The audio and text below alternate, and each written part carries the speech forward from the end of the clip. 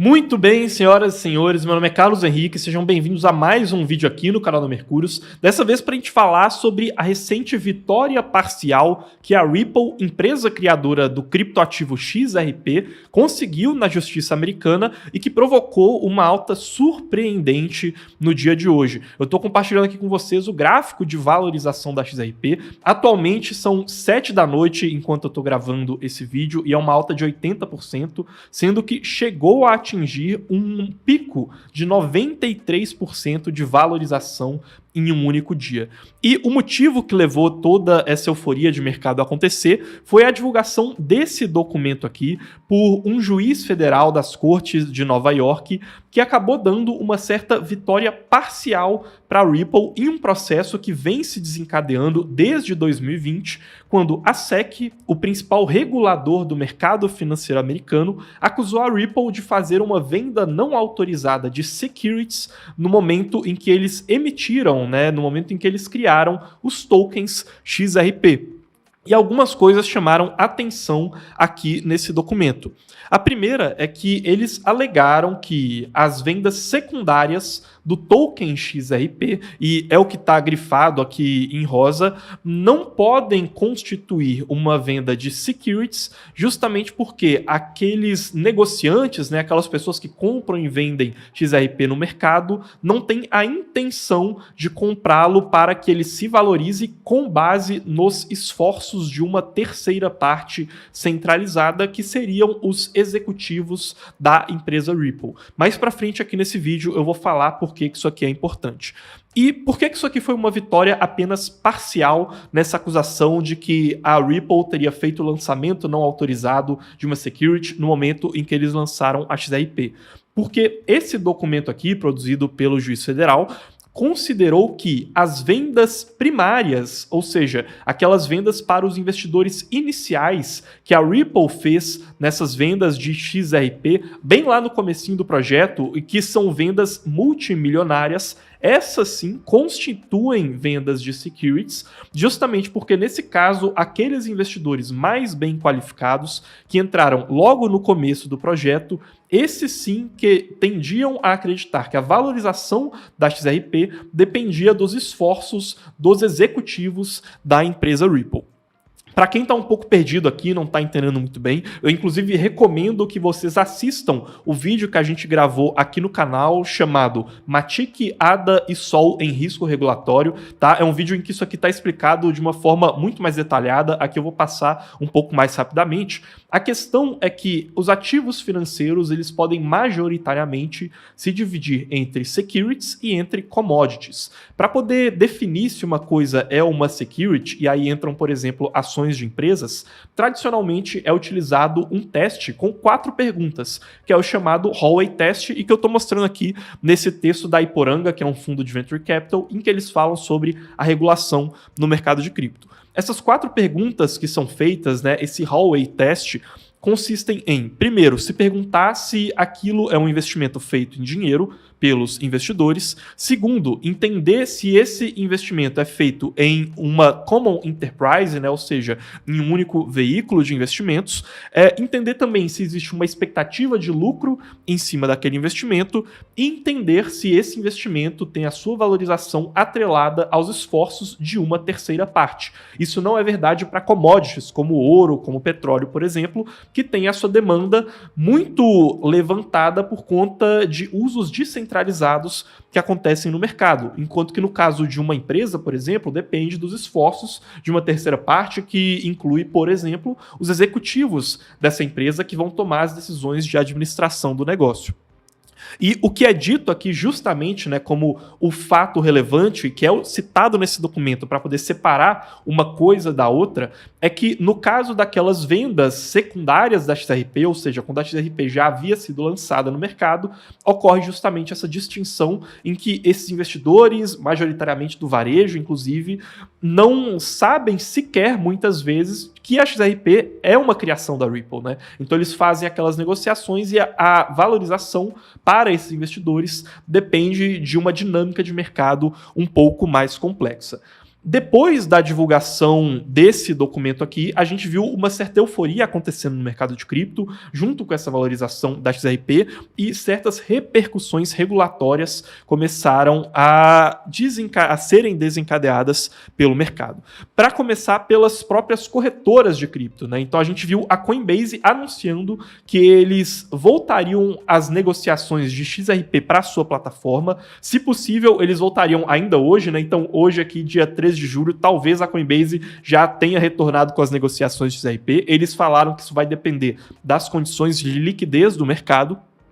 A Gemini, que também é outra corretora muito relevante lá nos Estados Unidos, também anunciou que eles estão planejando formas de possivelmente voltarem às negociações de XRP lá para a plataforma deles. E a Kraken já anunciou, inclusive, lá no site deles, né? Kraken também, outra corretora, que a XRP vai voltar a ser negociada, né? Que já voltou a ser negociada lá na sua plataforma para usuários americanos, né? Para quem não está entendendo isso aqui, é importante vocês se lembrarem que a XRP, desde que esse processo começou lá em 2020, estava de fora de boa parte dessas plataformas que tentam se adequar mais com a regulação americana, né? Então, embora a gente aqui no Brasil consiga negociar XRP em várias plataformas, essas muito relevantes, muito robustas lá nos Estados Unidos, como Coinbase, Kraken, Gemini e algumas outras, não estavam negociando XRP já há um bom tempo.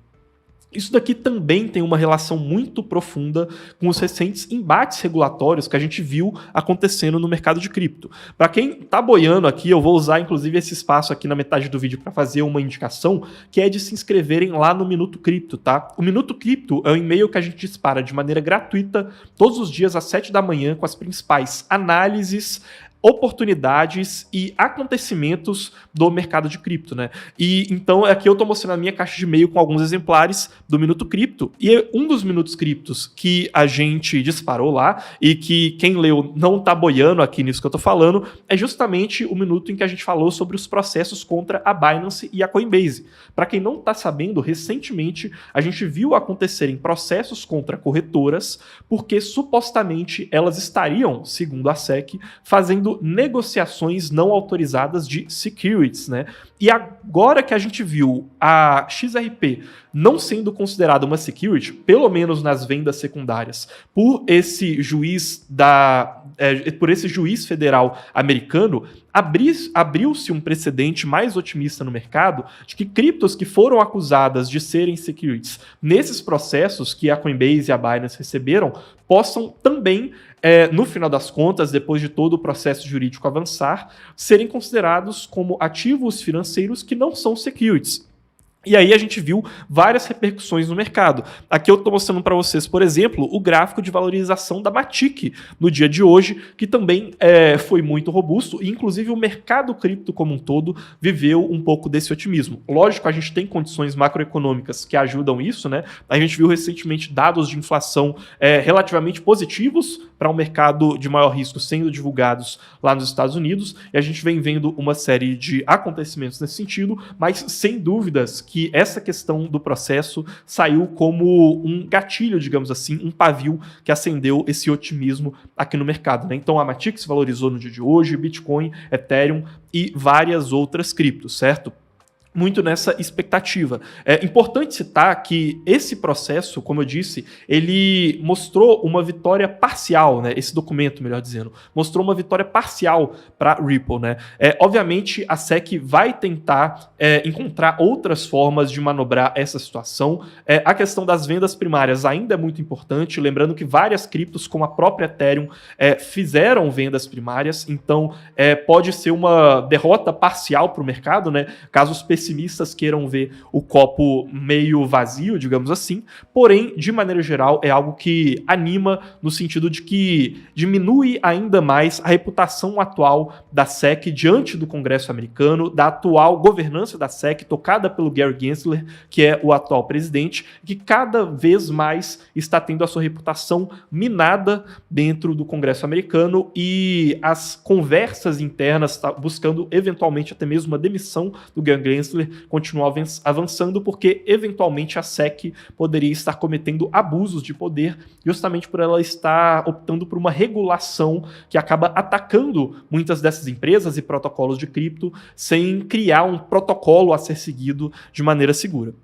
E, inclusive, né, algumas outras notícias esse mês também contribuíram para esse otimismo, né? A gente viu recentemente, depois que aquele processo contra a Coinbase foi anunciado, a BlackRock, a maior gestora de ativos financeiros do planeta, anunciando que eles pretendem lançar um ETF de Bitcoin Spot lá nos Estados Unidos, entraram com esse pedido para a SEC, e nesse ETF, a Coinbase seria a sua principal custodiante, né? O que também foi outra notícia que ajudou a dilapidar, digamos assim, pouco a pouco, assim como vários outros golpes, a reputação da atual governança da SEC, né? Da atual gestão.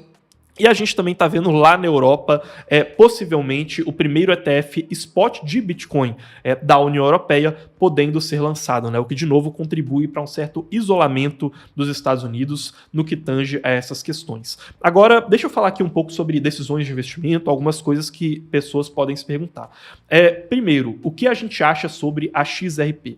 A gente já vinha falando, né? Eu mesmo já postei um vídeo aqui no canal do Mercúrio há muito tempo, falando que a XRP não era considerada por nós como um bom investimento por conta de risco regulatório que ela carregava e também por questões de usabilidade, tá? De fundamentos desse criptoativo.